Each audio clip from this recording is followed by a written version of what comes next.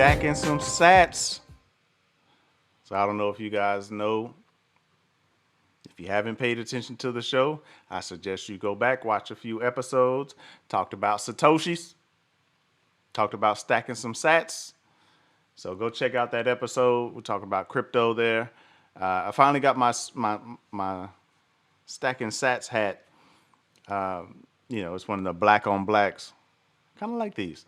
It's kind of hard to read, for everybody else, but I know what it says. So that's the only thing that matters, right? I don't know. But anyway, I got another hat as well. This is actually from, I think it's store.fold.com or it's store.foldapp.com. So if you're into crypto and you don't know about Fold app, check it out. I think I mentioned it on the last show. It's completely unrelated. Like this isn't related to the topic tonight. But I just like my hat. It's my first time wearing it. I saved this hat for y'all. This hat is for y'all. So, Fold is basically a way to, you can get a credit card or not. You don't have to get the credit card. But it's a way for you to get free Satoshis, which Satoshis are basically a millionth of a Bitcoin. So the point is that you can start stacking these Satoshis, which eventually the guesstimation is that we're going to end up using the Satoshis as the kind of currency, which is basically Bitcoin. But anyway, I'm not going to dig into all of those things. But the store is somewhere. I don't know. It's not part of the episode. I'm not going to dig in to find the store. I found the link on Twitter. They linked to it. But it's foldapp.com. I'm pretty sure there's a link somewhere in here. And I just like the hat. My other one has the Fold logo right here, and it's one of those dad hats, like my one with the fist, the power to the people fist. So anyway, I don't even know how we're talking about hats and Bitcoin and crypto. But Bitcoin has retraced a little bit. We hit 62, 63. Right now, sitting at 54. And so we've come back some, which is good. Remember, markets go up, down, and sideways. It's the only directions they go. So with it coming down a little bit, it's healthy that we don't just have a run that just goes, indefinitely. You don't want an indefinite run at all. So it's good. I love seeing things retrace. In this case, the the other one that I love, ADA, actually is now listed on Coinbase, so it's way easier to buy it now. Coinbase and Coinbase Pro, but still put it in my dataless wallet so that way I can get my staking rewards. Again, that's in the crypto episode, but I just love crypto. So there's a bunch that's happening in this space of finances. And so I wanted to kind of recap on a couple of things up front before we started getting into actual topics. One of those things being GameStop. We covered GameStop before. And this is their first report, the first earnings report since Reddit. This article's on Axios. And the GameStop annual revenues, you can see '05, they start spiking up. 2010, they end up, kind of leveling off a little bit, or maybe about 2009. Keep going. They kind of go sideways a little bit for a while. And then 2020, they come down to 5.1 billion, which, I mean, mind you, we're still talking about a multi-billion-dollar company here. But GameStop has still been, pumped up and fueled by a bunch of people who just like the stock. Now the shorts are gone. meaning it's no longer being short traded in the way that it or shorted in the way that it was before. If you go back to that episode, you'll actually recall it was like 150% over shorted, quote unquote. So basically, they were shorting more shares than actually existed, which is why people started this whole Reddit movement. So, you know, just interesting. Just interesting to see the sales over time. They still fell in the holiday quarter and all that sort of stuff. So it's something to follow up with, something to just keep an eye on. I think GME's price right now. Let me actually look it up and see. It's 181. So here on Yahoo, $181 per share. But you can kind of see if we move this back to a 5 year, or let's just do a 1 year so you can see it better. You can see the massive spike on January 25th and a big dip, and then another spike back up to 264. So it's possible that this will run like this, over and over. Also, I didn't pull up an article for it, but Robinhood is going public. They just announced that filing today, and Coinbase is still pushing forward to going public as well. So, it's a lot of companies going public. If you're into checking them out, I definitely suggest looking into them to see research-wise if it fits your investment needs or goals. So, another thing we talked about. So we talked about this maybe within the last 5 episodes or so. And I brought this up in the vein of those of you who were completely dismayed, up in arms, just Trump couldn't do anything right when it came to immigration. And I brought it up in that episode in the vein of, are you still mad? Or was it just because of Trump? Because right now, we still got kids in cages, right? The border facility pictures that recent just came out. It's crazy. It's crazy what's happening inside of there, and we're gonna pull up a video and actually show it so you can see, right?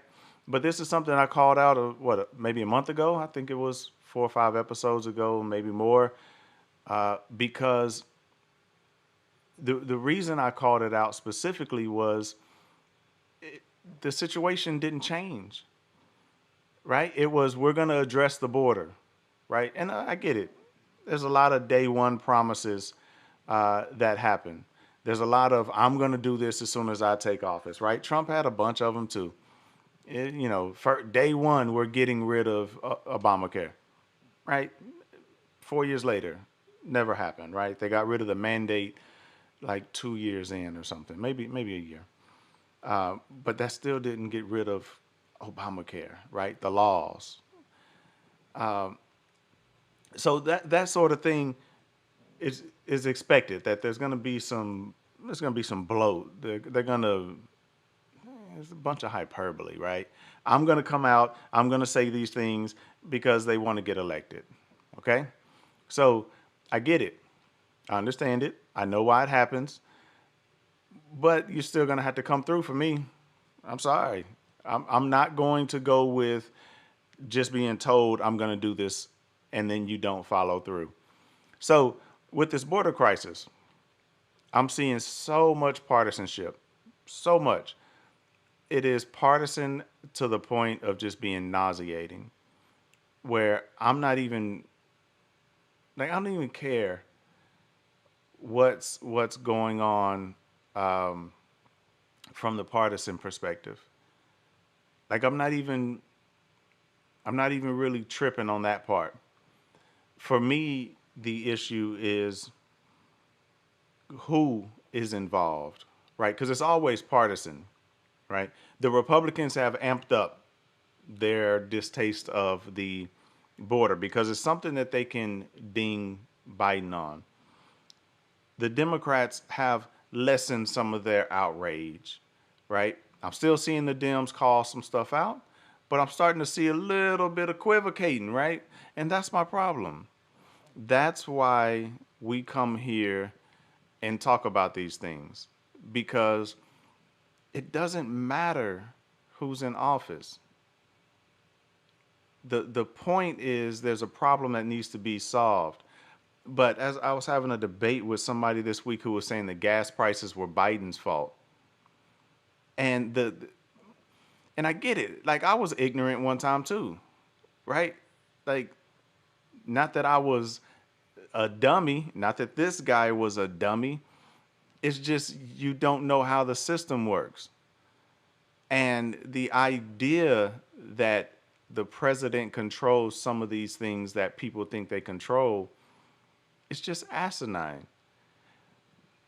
But they want us thinking, and this is what I kept trying to get this guy to understand. They want us thinking in red versus blue. That's what they want.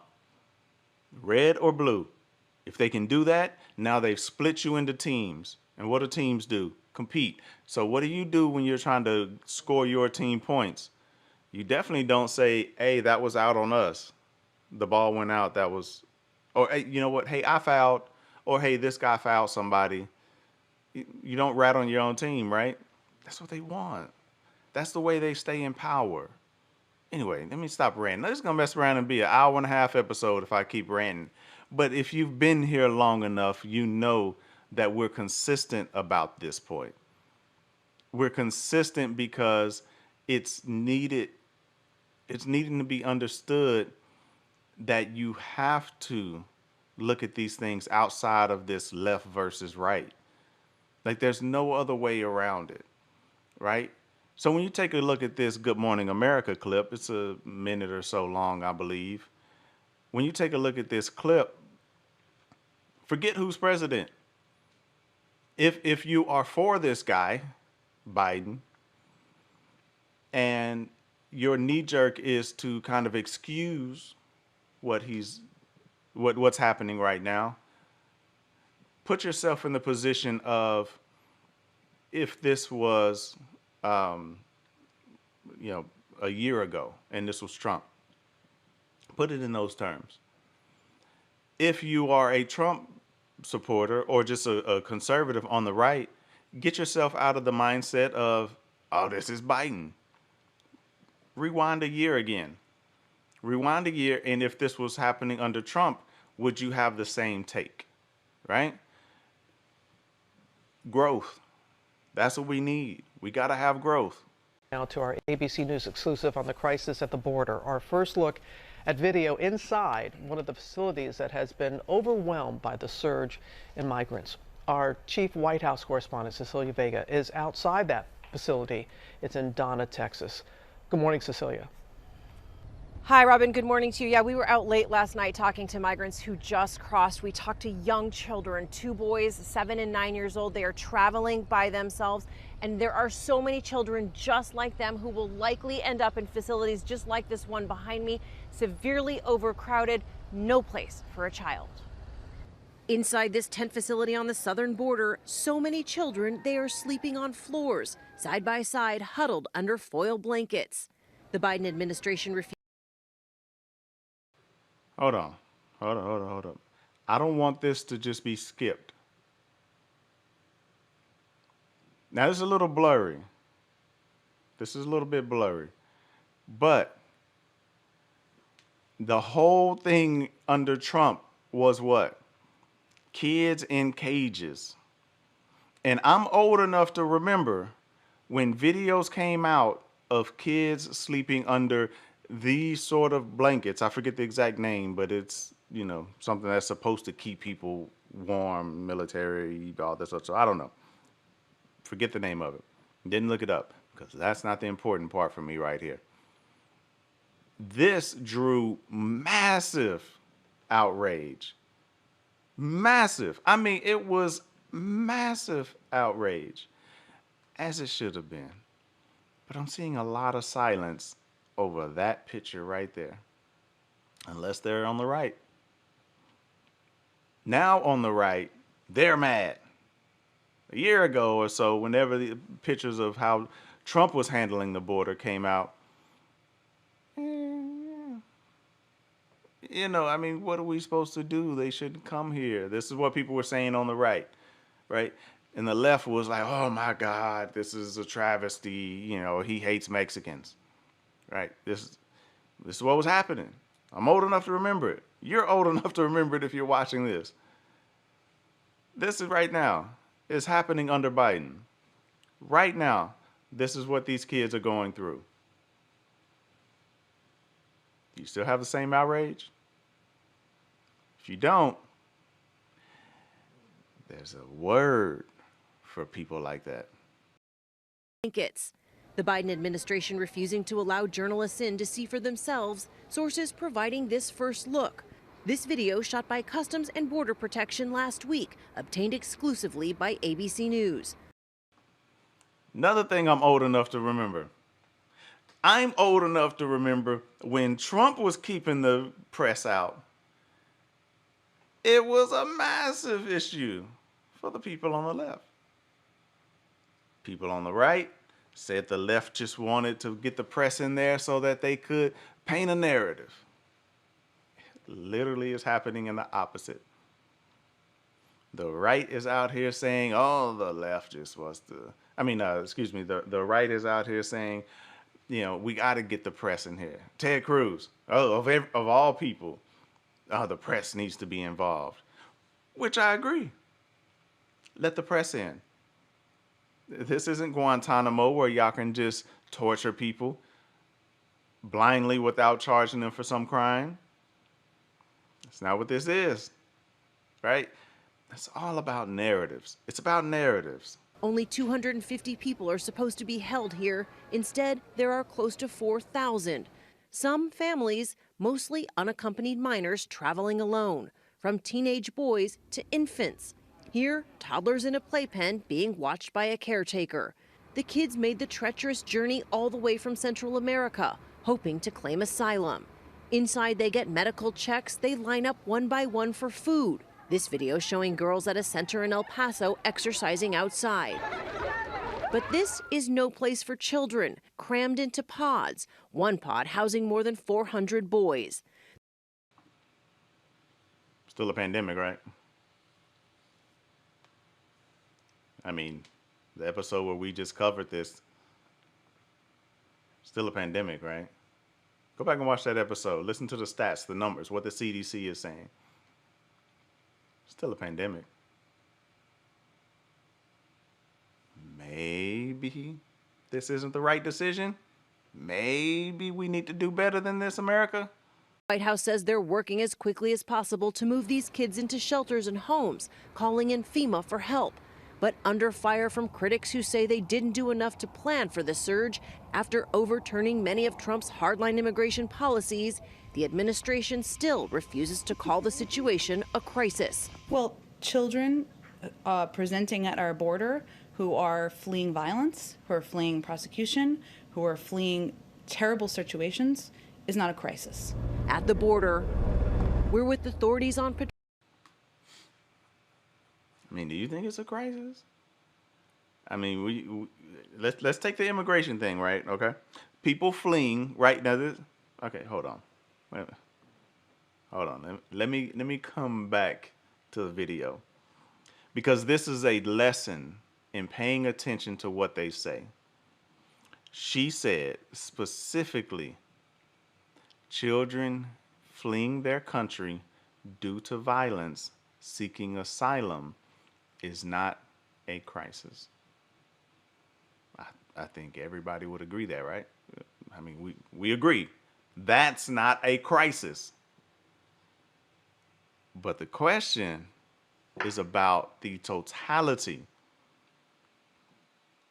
We're overrun in these facilities, right? Not as a country. We have more room. We have more land. Let me say that. We have more land. We have more room. We have houses that aren't rented, right? There are places that people can still move to America and find a place to live, right? Okay. The kids being, or basically overrunning this facility to where we're putting way more kids that should be around each other in these facilities. We have them sleeping under these tinfoil blankets. I'm laughing, but it's not funny. I'm just laughing at the absurdity of America doing this, right? I don't even have the article up, but there's approval to book hotels for some of these kids, uh, so they have a place to go because we're literally out of room in these facilities. These things are all happening right now. Joe Biden's America. They were happening under Trump's America, right? But we now have a bit more of an influx, right? But what she stated was true. It's not a crisis that these kids are coming here. The crisis, though, is how we're handling the kids who are coming here. CDC just came out and said, hey, kids can be 3 feet apart. That's the new guidelines, right? That was not an American related guideline, right? It wasn't that if you're a foreigner, you can be as close as you want because you can still spread corona, right? You still COVID. You can still spread COVID, right? Even if you're not American. So the CDC changed their rules, which makes it to where we can open up schools. But here, did you see how close those kids were? It wasn't 3 feet. They're all living in this big cage. It wasn't 3 feet. Yeah, you showed a video of them outside laughing, recreation. Okay, cool. So they're not being tortured. I get it. Okay. Now their whole day isn't just being cooped up in there. I get it. But they're sleeping right next to each other. Troll, and the children just keep coming. ¿De dónde vienes? Honduras. This family telling me they've been traveling for more than a month, walking most of the way. Cansado, ¿verdad? No? He tells me he's not tired. He says he's ready to keep walking. ¿Listo para caminar más? ¿Sí? And just up the road, an even larger group. In it, these 2 boys, 9 and 10 years old, both traveling alone, walking for more than a month. The group has taken them in, promising to keep them safe. The boys show me phone numbers of family members in the U.S. they soon hope to find. One written on a hat. This is his grandfather's phone number. The other written inside his pocket. It's right here in his can. ¿Tienen miedo? I ask, are you scared? Yes, they tell me, very. They are scared and they are hungry. The Border Patrol takes them into custody after we met them. They got brought to a place like this facility here behind me. We are seeing so many kids being housed in these facilities way past the 3 days that they are legally allowed to be here. After a place like this, they get put into a more child-friendly location, like a shelter or a foster care system where the government tries to reunite them with their family. That can take up to a month, sometimes over a month. This is a really complicated process. Robin, I will never forget, I can tell you, I will never forget the faces of those little boys. I know that you won't. Thank you so much. Just saying. Now, I don't fault these kids, parents. I don't fault any of them for wanting to come here. If the thing was reversed, if all of a sudden America became a horrible place to live and I had violence that was surrounding me and my family, I'm out. If I can't afford to catch a plane, if I can't afford to go the legal way, as people on the right love to expound about, heck yeah. I'd swim across the Rio too. I'd come across the asylum. I'll do whatever I can. It's natural. You're going to try to protect your family. It's natural. I don't blame them. Of course, we got a concern. Who's coming over, right? Of course there's a concern, right? The border's not just open like they would like you to believe, you know. It's not. The good thing that I'm seeing, this article here on Axios, is that the Biden border crisis is overtaking vaccine coverage. So we're starting to see more and more talk about this that's going on. They can quibble over the words and they can try to maneuver their way around this talking point and conversation, but it's a crisis. It's a crisis because we're not handling it well, not because of the numbers coming in. I'm not worried about the numbers, but not handling it well. So check this. Nearly all 46 of the top 50 stories about the situation at the border in the last 2 weeks have come from conservative media, according to data from Newswhip. In March, Fox News has spent 5 times more time covering the border than CNN, MSNBC. Right now, and I should have pulled it up. I should have pulled it. I'll see if I can find it real quick. But the point to consider is what was happening last year. Fox wasn't covering it like that. They weren't. You know that. They were covering it in the vein of, oh my God, there's this thing. Trump is handling the border. He's taking care of it well, blah, blah, blah, blah, blah. It's 5 times more coverage because CNN, NBC have flipped and they're not covering it like when Trump was there, which was, oh my God, Trump is failing at this, right? So it's this tug of war game where they're both just sliding across this thing. They're not even pulling each other. They're just sliding across this thing, and that's just what happens. That's just who they are. So the News Whip thing, it looks like it's a paid product. So I'm not even gonna bother trying to pull that up to see what it was last year. And I don't really care about how this compares to what's going on with the vaccine, right? It's irrelevant, but I get their point that the vaccine was the big news. Now the conversation is moving to the border, which it should be. I don't care who's in there. Doesn't matter. Situation is jacked. Another one. Scoop. Biden administration expelled just 13% of migrant families in the past week. The Biden administration kept a Trump-era policy known as Title 42 as a tool to quickly turn back families who illegally crossed the southern border.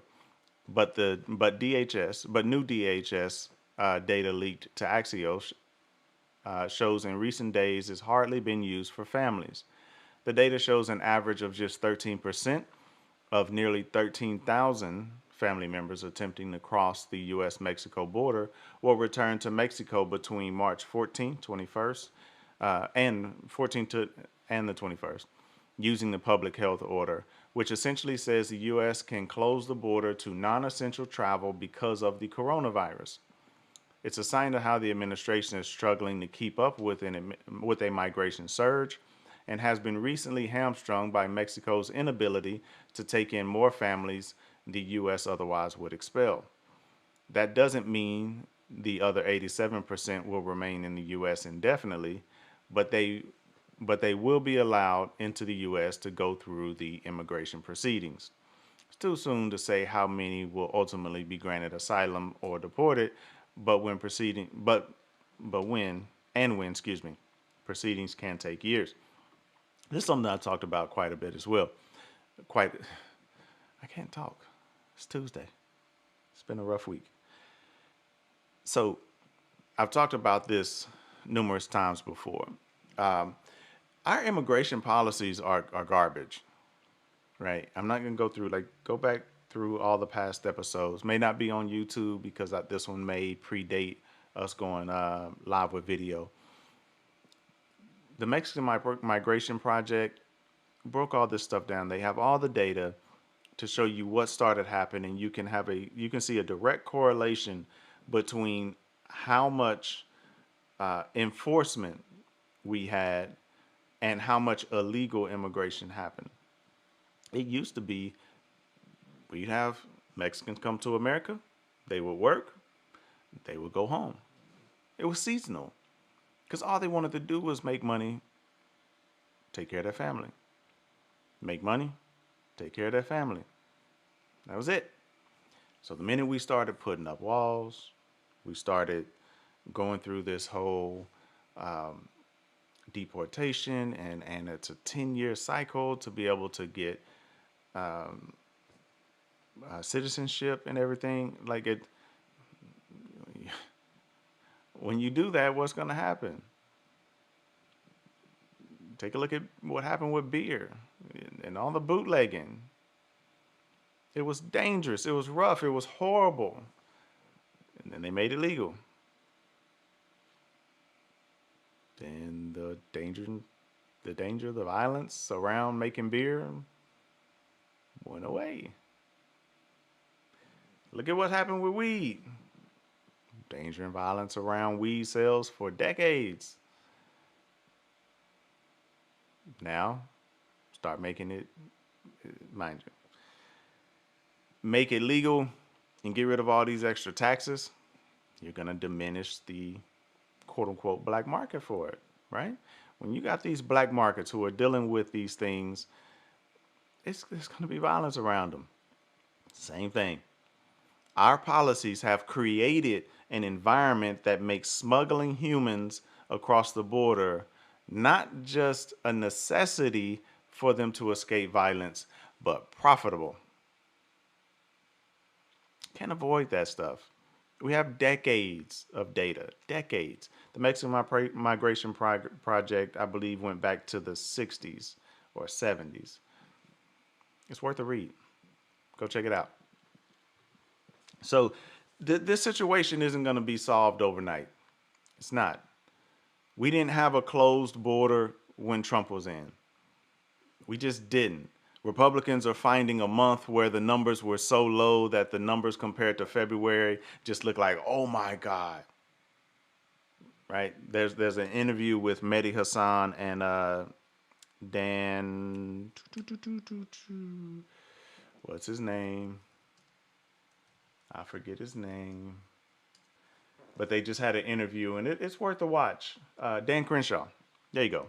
He's the senator with the patch on his right eye. Ex-vet, sort of thing.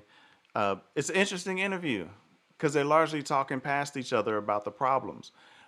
But Dan is trying to paint it as this thing that was solved under Trump. But we're just looking at the article where he's keeping some Trump policies. There are still some Trump policies. There are some things that Biden has changed. And yes, that has impacted in the sense that it sent a message that these sort of things, like what was like 100-day moratorium on deportations. What? Okay. So then you end up with a situation like this. So pay attention to these moments. These moments are meant to test your hypocrisy level. How big of a hypocrite are you going to be? You tell me. Either it was a problem under Trump, and it is now, or it wasn't under Trump, and it isn't now. You tell me. If you're anywhere between those two, there's an H word for you. So I wanted to touch base on this violence that we've seen, these mass murders. So this first article here is the Atlanta gunman charged with malice murder, quote unquote, and aggravated assault. This article on Axios by Shauna Chin. And we're going to pay attention to a few things here because we just had another one. But a little backstory. The 21-year-old white man who confessed to opening fire at 3 Atlanta area spas and killing 8 people, including 6 Asian women, has been charged with malice murder and aggravated assault, a county sheriff said Monday. The killing spurred national outrage over anti-Asian violence in the U.S. Asian Asian American Pacific Islander leaders and public officials have called for police to rule the shootings a hate crime. arguing that law enforcement are unable to recognize a case of anti-Asian hate. Details. Robert Aaron Long already faced 8 charges of murder. The Cherokee Sheriff's Office also earlier charged him with 1 count of assault. Malice murder is an offense in Georgia alleging implied or express malice. It's unclear whether a racial motive, golly, I can't talk today, racial motive has been ruled out. Here's what they're saying. In an effort to preserve the case for prosecution, the Cherokee Sheriff's Office will not be making any additional comments about this case at the time. The big picture, anti-Asian racism has been on the rise since the pandemic started, with Asian women more than twice as likely to report hate incidents than Asian men, per Stop AAPI Hate. Over 183 national organizations led by API, I'm just going to call it API, groups are calling on President Biden to set aside $300 million for addressing anti-Asian hate. Last week, the president urged passage of the COVID-19 Hate Crimes Act, which would improve hate crime tracking and tap a Justice Department official for reviewing COVID-related hate crimes, among other things. All right, there's a lot to unpack here, okay? But there's a few things that I wanted to point out. It is completely implausible for anybody to not recognize what has happened with the Asian community since the coronavirus took off, right? We covered this, talked about it back then. My single biggest point is all the crap that America does around the world and creates we create our enemies, right? We create our enemies. But these certain group of people, they can't understand how we create such enemies when we go over and we bomb another country, right? We bomb another country, we kill 100,000. Let me see, was it 100,000 with Iraq? 9/11. I think it was like 100,000 from the Middle East, maybe specifically in Iraq. We kill all of them. What do you think that does? We just come in and we kill people. I mean, do you think that creates friends? Yeah, I'm sure there may be some people who were being abused and may have been living under violence that may be thankful for some of that. But there are also people who are there in the same fight that people still till today want to wear the Confederate flag and promote Southern pride, even though they were seditionists. Same people. It's the same concept. It literally is the same concept. There was a situation where people say we shouldn't hate all Confederate soldiers because some Confederate soldiers didn't have a choice. Somehow or another, they think all Muslim soldiers have a choice. Or let's say Middle Eastern, because they're not all Muslim. So when we look at this situation of what was happening, Trump kept pushing China, China, China, China, China, right? From what we understand right now, came from Wuhan. All the issues that America has caused across the world. All these issues, right? People can't understand the hatred that happens. But whenever this happens with China, people try to deny that there's hatred against Asian Americans. Even though we had a president who kept saying China virus, China virus, China virus, who kept saying it over and over and over again. Kept saying it. What do you think that does to some of these unhinged people who just are going to follow anything and everything he says? So yes, we saw the stories, man. We're all old enough to remember 2020. 2020, we saw hate crimes blowing up against Asian Americans. There's no way. There's no reason to ignore that.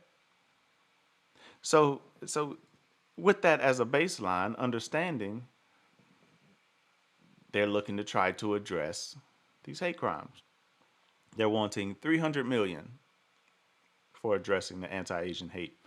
I'm not sure what the 300 million would do, but I have no problem with addressing the hate.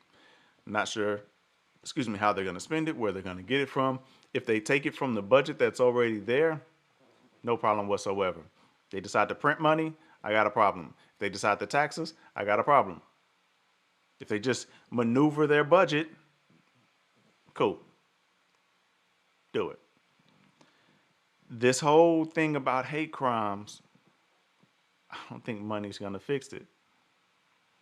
It's a human thing. I had a friend ask me a while back, do you ever think racism is going anywhere? I told him no.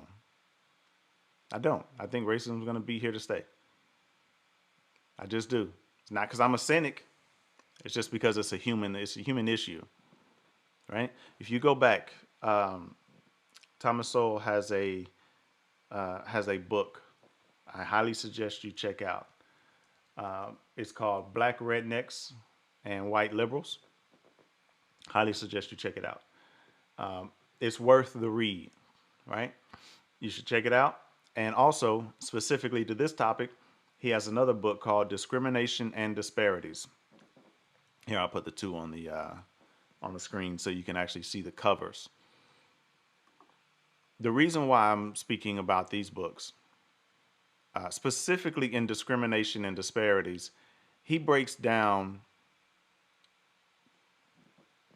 I disagree with some of Sowell's assertions, right? But it's worth digging into for some of the historical data and the points, right? There were groups that they hated that were from Northern Europe area, get up higher into the colder areas, because their skin was whiter. They weren't albino, but their skin was just whiter because they were living in these areas. So they were thought to be dumb. This was like white on white hate. I've talked about this on the show before as well. It's like white on white hate. Okay. And it could have been other groups as well, not necessarily just white on white. But it's like, okay. So going through discrimination and disparities, there were always some group. Pick up the Bible. Just read about all the groups. All the groups. I mean, shoot, a cuss word was calling somebody a Gentile, right? Like, we use it jokingly now to say stuff, but there were groups. They were largely geographic groups, but they were groups.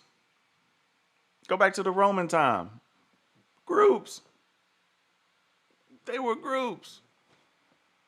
It's always going to be some group. So it doesn't matter what it is. There's going to be something. For centuries, again, go back to the Bible.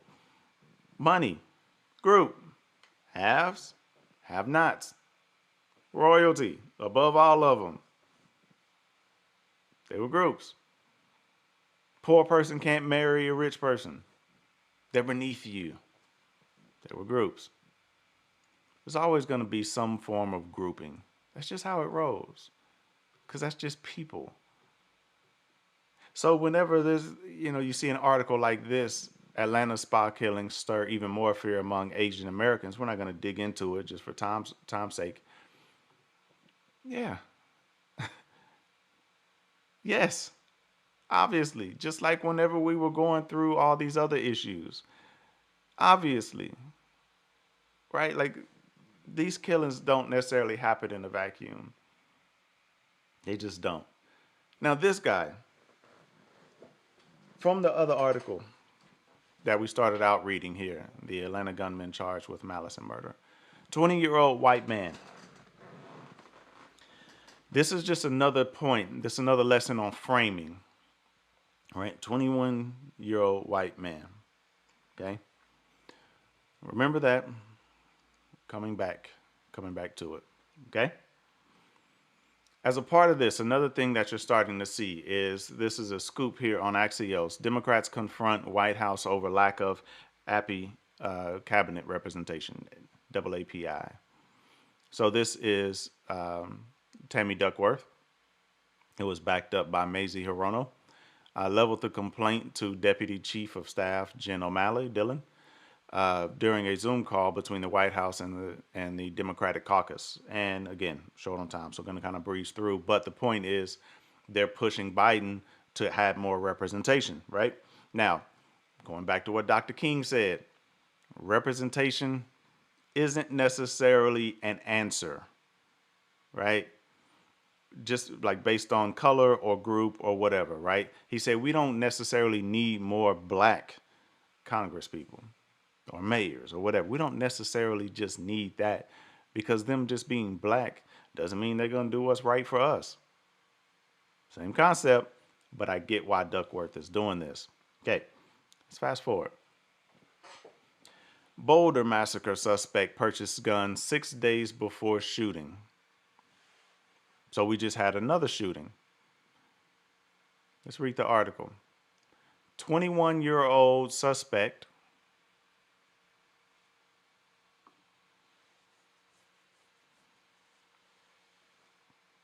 do I have to spell it out for you? 21-year-old suspect.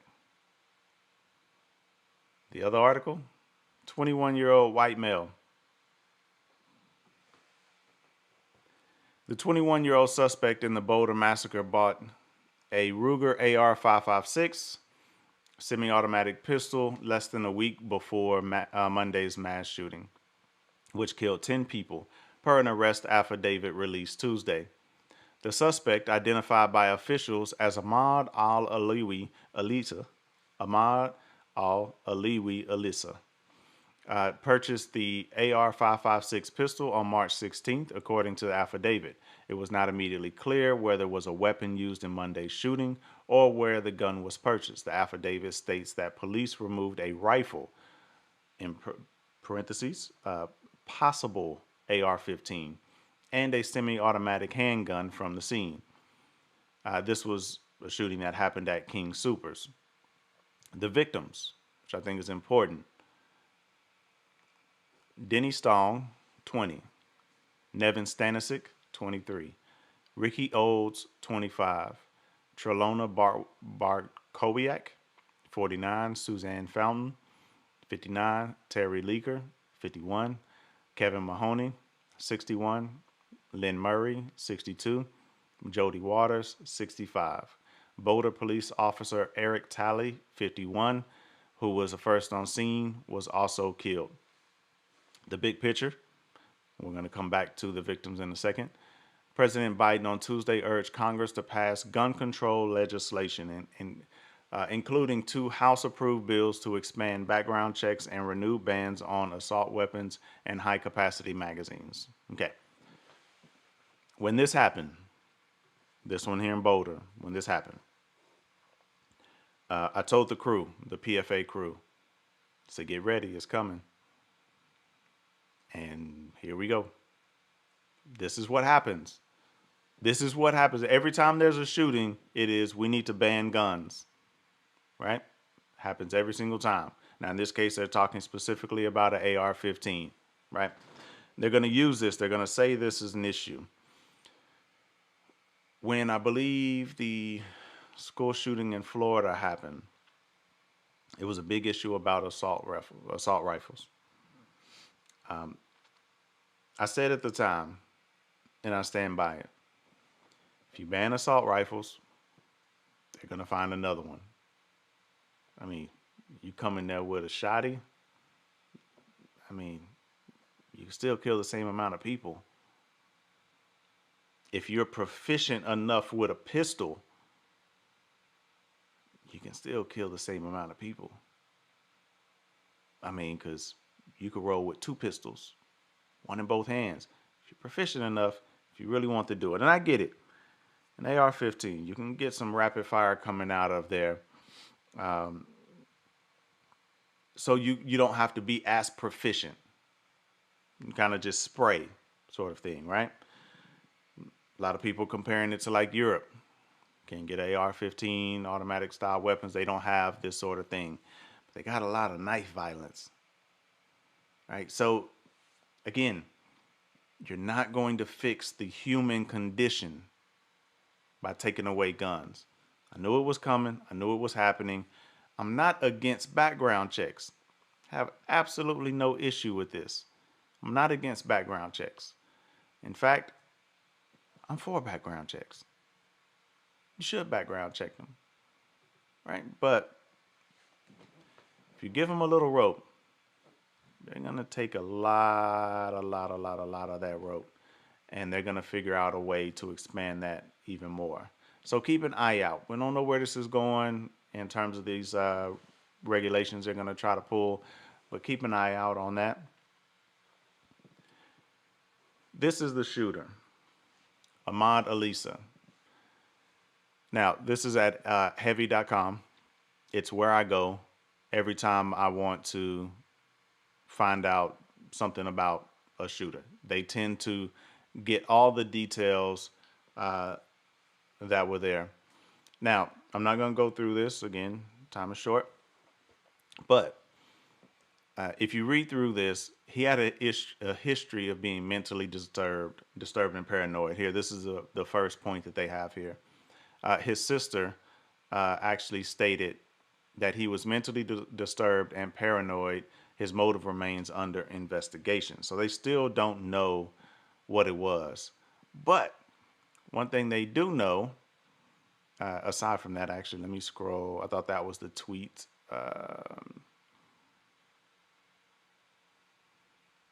There is a lot about this where sister says he was being bullied, things like that. And he talked about anti-Muslim violence and issues. I mean, this is what I'm saying. This is what I'm talking about. It doesn't excuse any of what he says here. Now, he was born here in, he was born in Syria in 99, came to the U.S. in 02. All right. He has talked about Islam, things like that publicly. I have no problem with it. The problem comes in is that part of his post, and I don't see it. They have it in here where he was talking about it. But part of his post that he was putting out there was basically about anti-Muslim hatred that was happening. Again, a lot of this stuff we create. Now, this guy had a lot of stuff going on. He had a lot of issues, right? He just did. He was bullied. He had mental issues. Like, this is what it was like it's like a perfect storm of problems. You're getting bullied. You got mental issues. You're Muslim in a country that tends to create an environment where it's not easy to live, right? And then you have access to guns in short order. And even if you don't go the legal route, there's always ways to get some guns. There just are. There's no way around that. So whenever we're discussing these things, like it's easy to say, ban the guns, get rid of the guns. It's very easy to say. But there is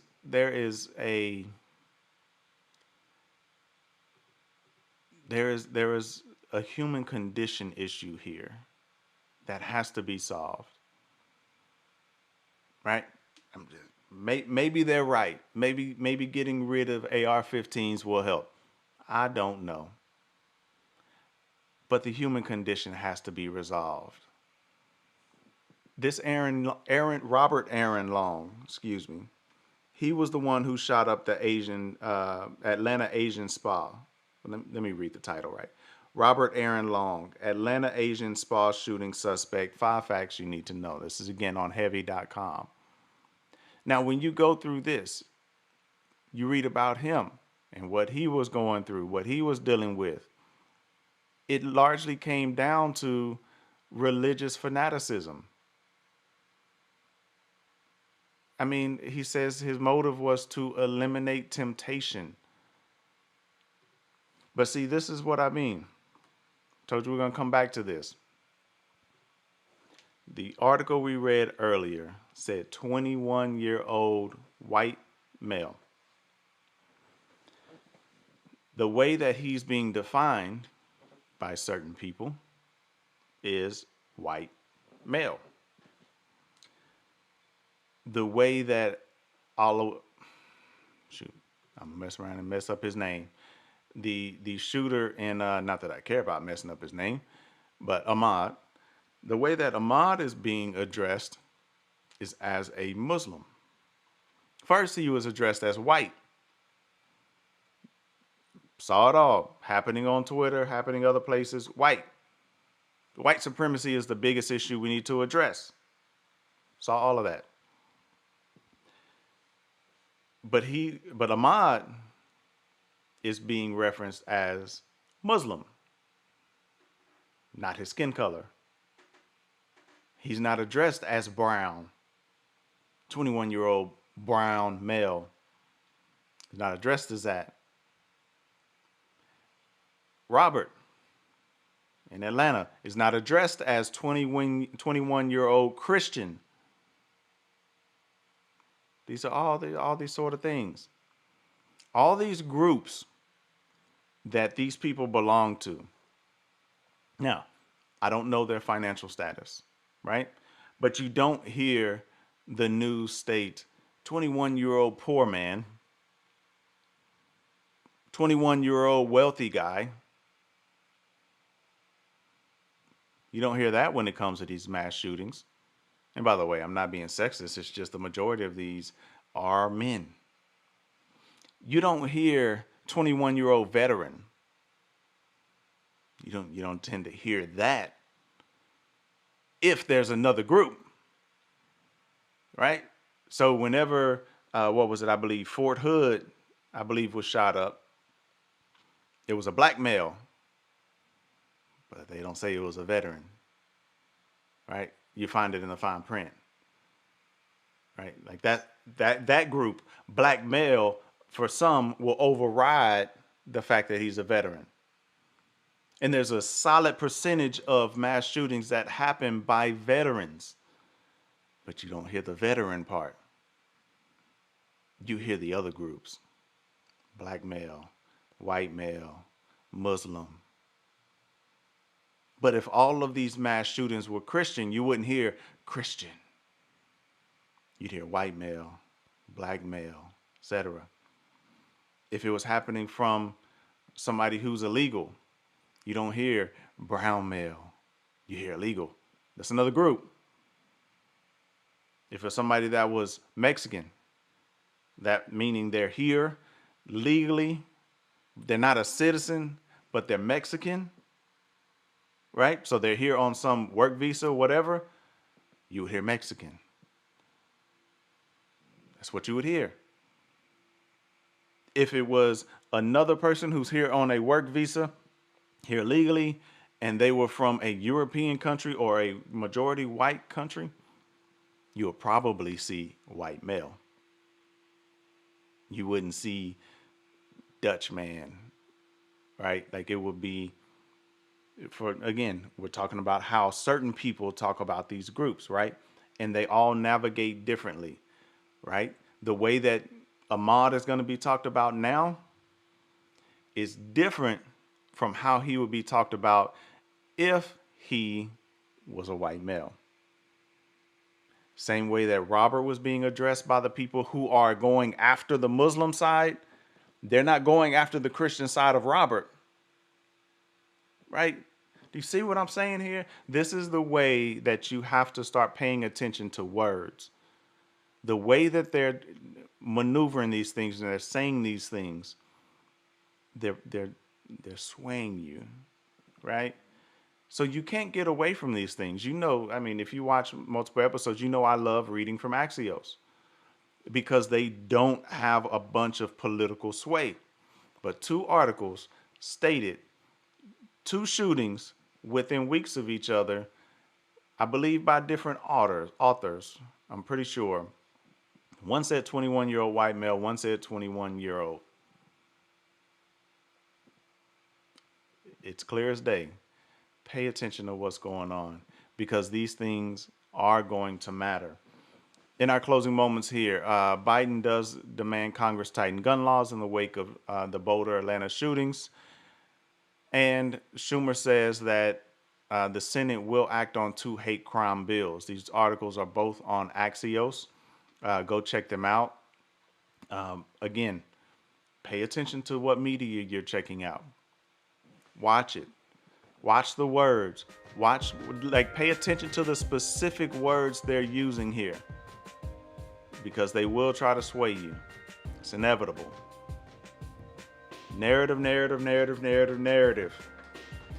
This is the Political Free Agents. You can catch us Tuesdays at 7 p.m. and Sundays at 2 p.m. On Sundays when I'm not feeling depressed and don't want to come on here and smile. Working through it, people. So catch us there, politicalfreeagents.com, at PFA Podcast on Instagram, Twitter, and Facebook. Also, check out my business podcast called Catapulting. You can find the audio at catapulting.tv. There's also links on there to the YouTube channel, so you can watch the video version. Excited, probably going to get 2 more episodes of that recorded this week, and then we'll put those out methodically as we go. Catch you on the flip side. Watch those narratives. We're out.